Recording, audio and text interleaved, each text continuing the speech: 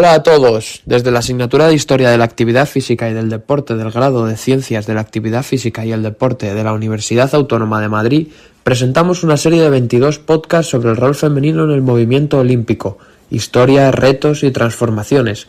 En este podcast hablaremos sobre la incorporación de nuevas disciplinas olímpicas. Bienvenidos de nuevo a nuestra mesa de debate. Hoy tenemos con nosotros a Javier, Jorge, Iker, Sergio y yo, Nacho. ¿Cómo lleváis la semana? Muy buenas, pues con ganas la verdad. El tema de hoy ya sabéis, para mucho café y discusión.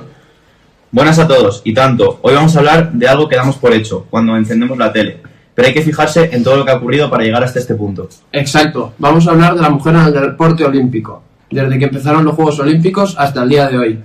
Esos juegos fueron algo llamativos, la participación femenina fue bastante nula. Eso es, si nos vamos al origen, Atenas 1896, la participación femenina fue cero. ¿Cero? ¿Ninguna? ¿Y eso por qué?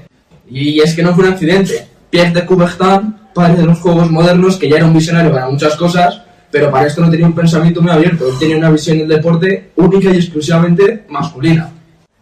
Tenía una frase lapidaria que resume todo su pensamiento. Él decía que el único papel de la mujer en los Juegos debía ser coronar a los vencedores.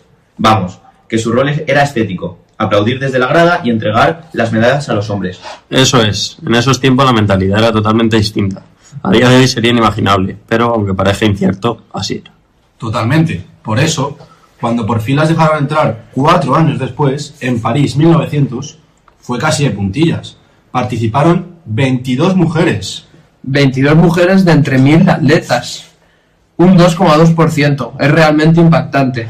Y lo fuerte no es el número, sino en qué. Que solamente las dejaron competir en tenis y golf. ¿Tenis y golf? ¿Por qué? Porque encajaban con los ideales de feminidad. Eran deportes donde no había contacto, no se jadeaba demasiado y, sobre todo, se podía practicar con vestidos largos y ropa ancha sin que fuera un escándalo público.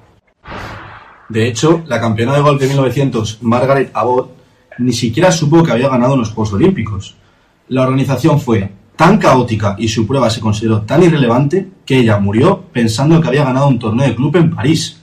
Así de poco importaban las mujeres.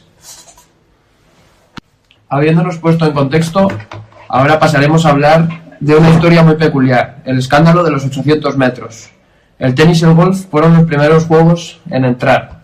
Después de esto llegó la natación en 1912, pero había un muro que parecía imposible de derribar, el atletismo.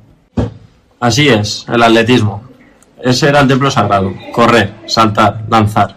Eso se veía como algo intrínsecamente masculino, no se permitió hasta 1928.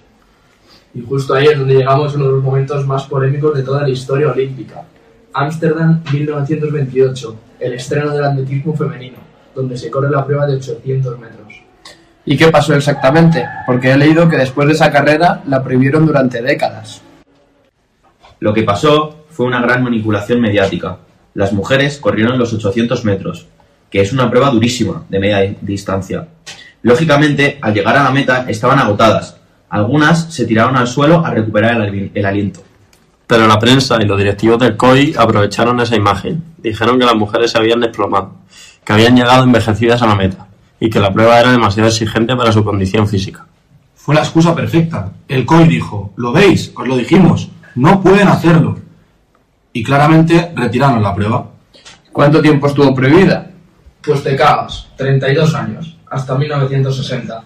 ¿32 años sin poder correr más de 200 metros por un prejuicio falso? Así es, se escudaban en razones mediáticas y miedos sociales para impedir la participación. Decían que el cuerpo femenino no aguantaba la resistencia. Es curioso, porque mientras prohibían esto los Juegos, había mujeres batiendo récords en otros sitios. Pero el escenario olímpico era el escaparate mundial, y ahí querían mantener el control. Tras esto hubo una rebelión protagonizada por Alice Milliat. Es que entre 1928 y 1960 hay un vacío en cuanto a la participación. Si miramos la gráfica de evolución, la línea es casi plana. La verdad que sí, el crecimiento fue lentísimo, entre 1930 y 1960. La verdad que influyeron las guerras mundiales, pero sobre todo que las estructuras deportivas seguían dominadas totalmente por los hombres. Y por ello que las mujeres no se quedaron quietas.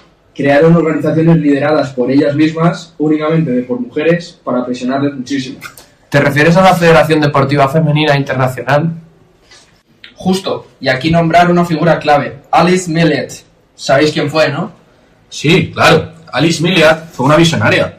Como el COI no dejaba a las mujeres competir en atletismo, ella organizó una especie de Juegos Mundiales Femeninos en 1922. Llenó estadios con 20.000 personas.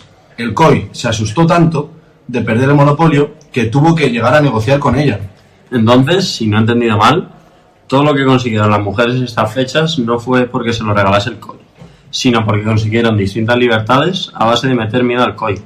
Totalmente, pero el verdadero cambio, el despegue vertical de la gráfica, llega más tarde, entre los años 70 y 80. Sí, ahí empieza la expansión estructural.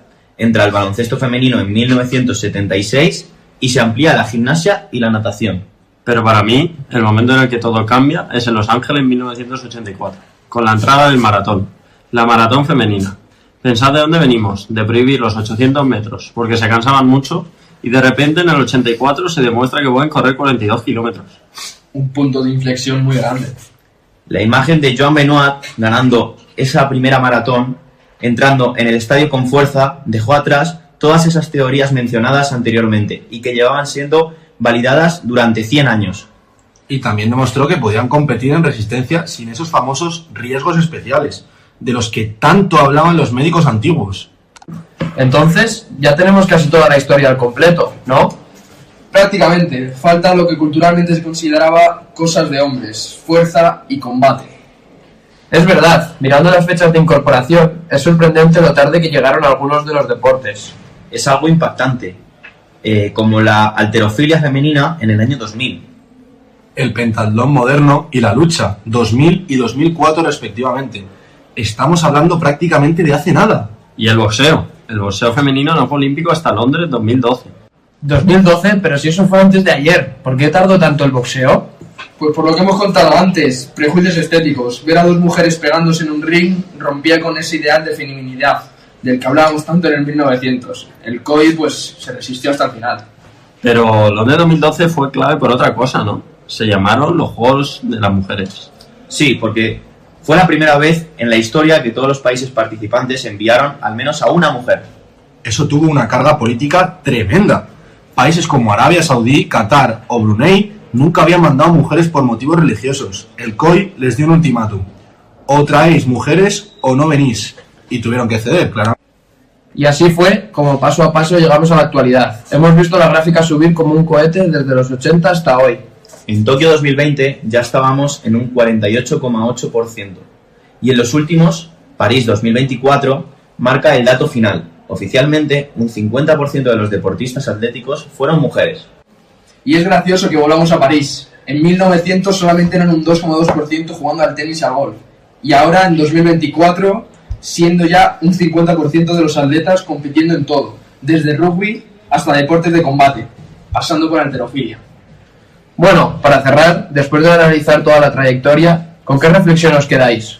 Bueno, pues yo me quedo con la idea de que los límites nunca fueron biológicos. El cuerpo de la mujer siempre pudo. Los límites estaban en la mente de organizadores y en la sociedad.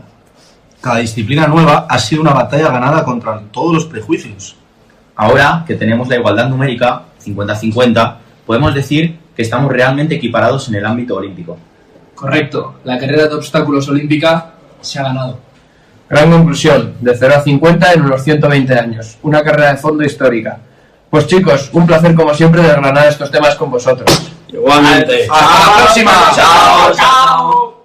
Y a todos los que nos escucháis, gracias por estar ahí. Nos vemos en el próximo episodio. Adiós.